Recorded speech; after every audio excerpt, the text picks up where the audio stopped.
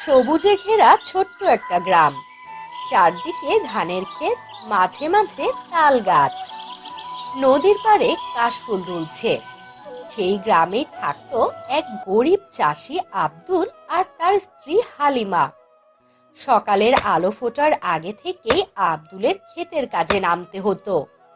সারাদিন ঘাম ঝরিয়ে সে কাজ করত, তবুও ভাগ্য তার সহায় হতো না। সেদিন বিকেল বেলায় ক্লান্ত শরীরে আব্দুল মাঠ থেকে ফিরছিল। তার হাতে ছিল বাঁশের ডালি, তাতে মাত্র কয়েক আঁটি ধান।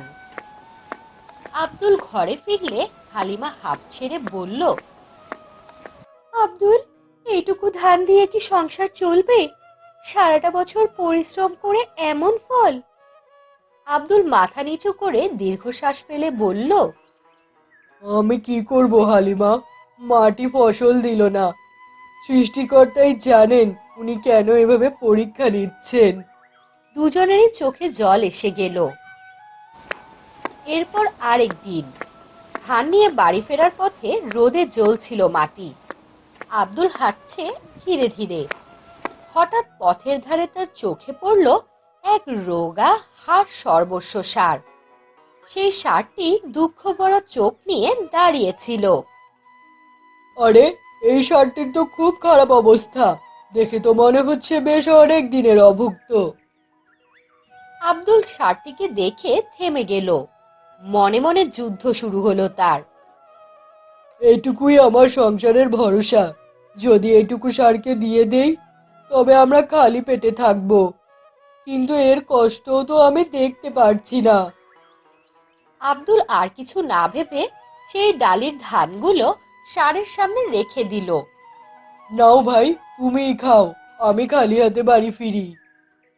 ষাঁড় ক্ষুধার্ত প্রাণের মতো ধান খেতে লাগলো। আব্দুল শূন্য হাতে হাঁটতে লাগলো। অল্প কিছু দূর যেতেই রাস্তার ধারে এক বৃদ্ধকে দেখা গেল। সে ঠোঁট শুকনো, দম বন্ধ হয়ে প্রায় মারাই যাচ্ছিল।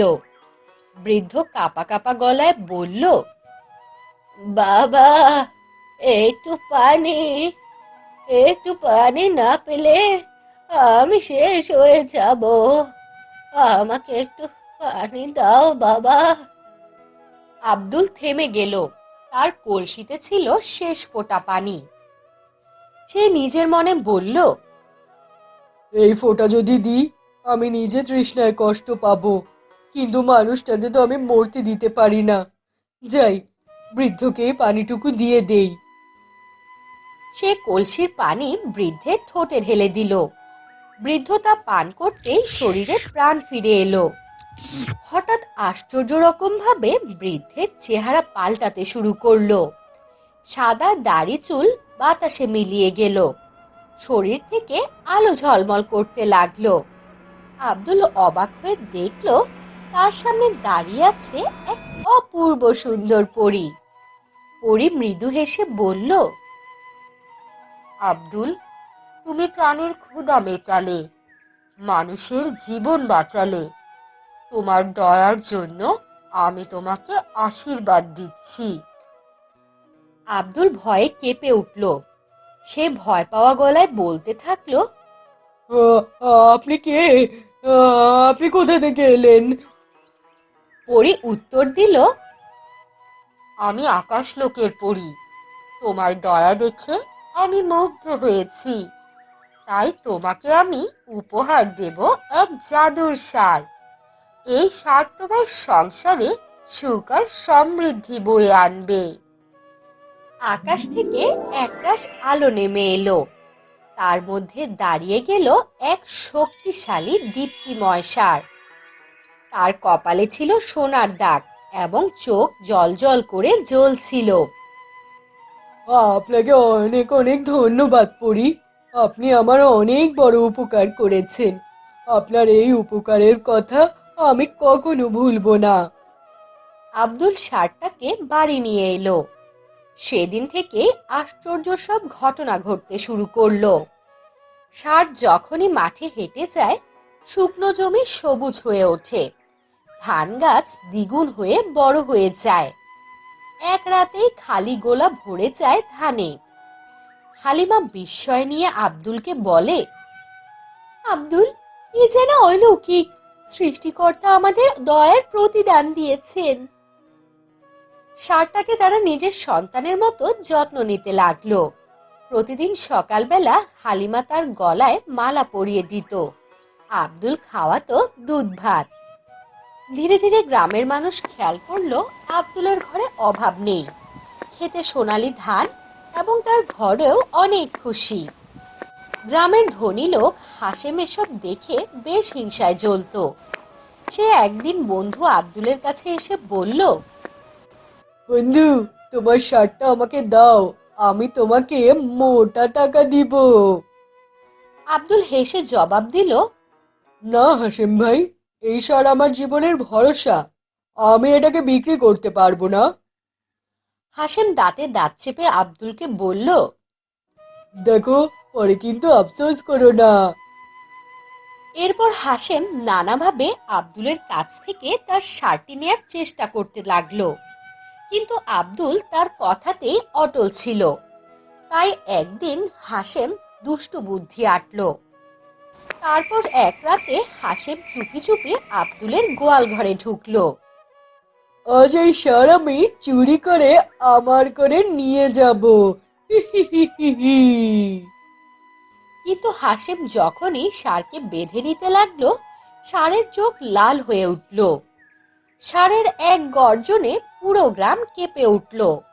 ষাঁড় ডানা মেলে আকাশে উঠে গেল, এবং সেই সাথে সে শিং দিয়ে হাসেমকে আকাশে তুলে নিয়ে গেল। ওরে বাবারে, এসব কি হচ্ছে? আমাকে ছেড়ে দাও, আমি আর কখনোই লোভ করব না। এই আব্দুল ভাই, আমাকে বাঁচা, আমাকে বাঁচা আব্দুল ভাই, তোর ষাঁড় আমাকে মেরে ফেলবে। গ্রামবাসী এইসব দেখে ভয়ে চিৎকার করতে লাগলো। সকালের আলো ফুটতেই সবাই দেখলো হাসেম আর এই গ্রামে নেই। ষাঁড় তাকে বিদেশের কোনো এক অজানা দেশে ফেলে এসেছে। সেদিনের পর থেকে গ্রামবাসী কেউ আর কখনোই কোনো লোভ করেনি। বহুকাল আগে এক রাজ্য ছিল। সেই রাজ্যের নাম ছিল চন্দ্রকানন। চন্দ্রকানন রাজ্যে প্রতি সকালে সূর্যের প্রথম আলোয় ফুটতো এক আশ্চর্য ফুল, যাকে মানুষ জীবন ফুল বলতো। বলা হতো এই ফুল না ফুটলে রাজ্য জুড়ে আনন্দ হারিয়ে যায় আর সব প্রাণ ক্লান্ত হয়ে পড়ে। সেই ফুলের যত্ন নিত এক পরী, যার নাম ছিল ফুলকুমারী। সে পরী ছিল রাজ্যের সবার আপন। হাসি মুখে সে প্রতিদিন ফুলের সাথে কথা বলতো। কেমন আছো প্রিয় ফুলেরা? আজ তোমাদের অন্য দিনের চেয়ে আরো বেশি সুন্দরী দেখাচ্ছে। একদিন সকালে রাজপ্রাসাদ থেকে দূত দৌড়ে এলো। মহারাজ, আজ বাগানের কোনো ফুলেই রং নেই, সব সাদা হয়ে গেছে। কিভাবে সম্ভব? ফুলকুমারীকে এক্ষুনি ডাকো। ফুলকুমারী এসে দেখে সব ফুল আসলেই রং হারিয়ে ফেলেছে। তাদের কোনো গন্ধও নেই, তাদের মুখে হাসিও নেই। তোমরা ভয় পেও না, আমি তোমাদের রং ফিরিয়ে দেব। ফুলকুমারী ফুলের কাছে কান পেতে শোনে ফুলেরা কাঁদছে আর বলছে, আমাদের হৃদয় শুকিয়ে গেছে, কারণ পৃথিবী এখন কৃতজ্ঞতা ভুলে গেছে। ফুলকুমারী বুঝতে পারে মানুষের মধ্যে আনন্দ আছে, কিন্তু কৃতজ্ঞতা নেই। তাই সে রওনা হয় চারদিকে কৃতজ্ঞতার রং খুঁজতে। প্রথমে সে যায় এক দরিদ্র গ্রামে। সেখানে এক বৃদ্ধা ভোর থেকে রাত পর্যন্ত অন্যের মাঠে কাজ করেও তার মুখে হাসি ফুটিয়ে রাখে। তুমি তো অনেক কষ্ট পাও, তবুও এত হাসো কেন? হাসি ছাড়া তো সকাল ফোটে না মা, আমি বেঁচে আছি, এটাই তো আমার সবচেয়ে বড় উপহার। ফুলকুমারী হাসে, আর তার ডানার এক প্রান্তে হালকা গোলাপি রং জ্বলে ওঠে। তারপর সে যায় এক বনে, যেখানে সে এক আহত হরিণকে দেখতে পায়। এই আহত হরিণটি ব্যথায় শুয়ে কাতরাচ্ছিল। ফুলকুমারী তার ঘাস সারিয়ে দেয়। হরিণ তখন মাথা নিচু করে বলে, তুমি পালাওনি কেন? কারণ তুমি আমার প্রাণ বাঁচিয়েছো, তাই আমি তোমার পাশে থাকবো। হরিণের কথা শুনে ফুলকুমারীর ডানায় আবারও আলো ফুটে ওঠে। ফুলকুমারী যখন রং সংগ্রহ করছে, তখন রাজ্যের অন্ধকার জঙ্গলে ঘাপটি মেরে আছে এক ছায়াপরী, যার নাম ছিল নিশিমা। এক সময় সেও ফুলের পরী ছিল, কিন্তু ঈর্ষায় অন্ধ হয়ে নিজের রং হারিয়ে ফেলেছে সে। তুমি আমার ফুলগুলোতে রং ফিরিয়ে আনতে চাও? যদি পৃথিবী কৃতজ্ঞ হয়, তবে আমার অন্ধকার কোথায় যাবে? এই কাজ আমি তোমাকে কখনো করতে দিব না। নিশিমা মন্ত্র করে ফুলকুমারীর পথে ঝড় তোলে, কিন্তু এতে ফুলকুমারী একটুও ভয় পায় না। আমি ভয় পাই না, কারণ রং ভালো কাজের ফল, কোনো ক্ষমতার নয়। ফুলকুমারী নিজের হাত থেকে আলো ছুড়ে দেয় আকাশে। তখন চাঁদের আলো নেমে আসে আর ঝড় থেমে যায়।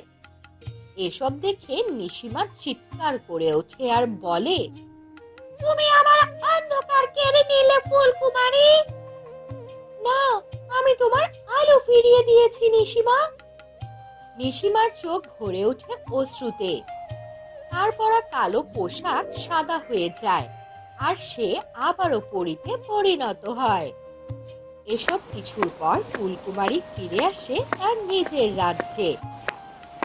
সে বৃদ্ধার হাসি, হরিণের কৃতজ্ঞতা আর নিশিমার অনুশোচনা, এই তিনটি রং নিজের ডানায় মিশিয়ে নিয়ে উঠতে উঠতে সে চলে আসে ফুল বাগানে আর হাত ছড়িয়ে বলে, জাগো ফুলেরা, তোমাদের রং আমি নিয়ে এসেছি, মানুষ আর প্রাণীর হৃদয় থেকে।